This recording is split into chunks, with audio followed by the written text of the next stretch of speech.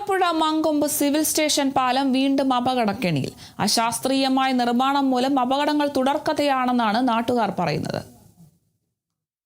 Civil station പാലത്തിന്റെ ഇരുവശങ്ങളിലെയും approach റോഡുകൾ ഇടിഞ്ഞു താഴുന്നതാണ് അപകടങ്ങൾ വർദ്ധിക്കാൻ കാരണമെന്നാണ് പരാതി. പുളിങ്കുന്ന് ചമ്പക്കുളം ഗ്രാമപഞ്ചായത്തുകളെ ബന്ധിപ്പിച്ച് മണിമലയാറിനു കുറുകെ നിർമ്മിച്ചതാണ് മങ്കൊമ്പ് സിവിൽ സ്റ്റേഷൻ പാലം. കുട്ടനാടിന്റെ ഭരണസ്ഥിരാ കേന്ദ്രത്തിലേക്കും മറ്റ് പ്രധാനപ്പെട്ട സ്ഥാപനങ്ങളിലേക്കും ASC റോഡിലേക്കുമെല്ലാം എത്താൻ പുളിങ്കുന്ന് കാവാലം നിവാസികൾ ആശ്രയിക്കുന്ന പ്രധാന റോഡിലെ പാലത്തിലാണ് അപകടം പതിയിരിക്കുന്നത്.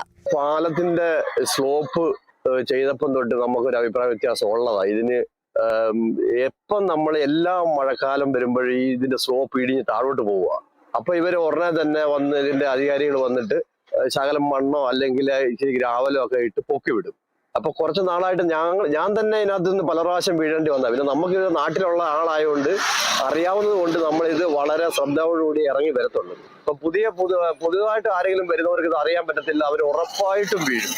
പാലവും അപ്രോച്ച് റോഡും തമ്മിലുള്ള ഉയര വ്യത്യാസം പുറത്തുനിന്നെത്തുന്ന യാത്രക്കാർക്ക് തിരിച്ചറിയാനാവാത്തതാണ് അപകടങ്ങൾ വർദ്ധിക്കാൻ കാരണം. പാലം നിർമ്മിച്ച കാലം മുതൽ സമീപനപാത താഴ്ന്നു പോകുന്ന പ്രശ്നം നിലനിന്നിരുന്നു. അപകടമുണ്ടാകുമ്പോൾ താൽക്കാലികമായി പ്രശ്നം പരിഹരിക്കുന്നതല്ലാതെ ശാശ്വത പരിഹാരം ഉണ്ടാകുന്നില്ലെന്നാണ് യാത്രക്കാർ ഉന്നയിക്കുന്ന ആരോപണം.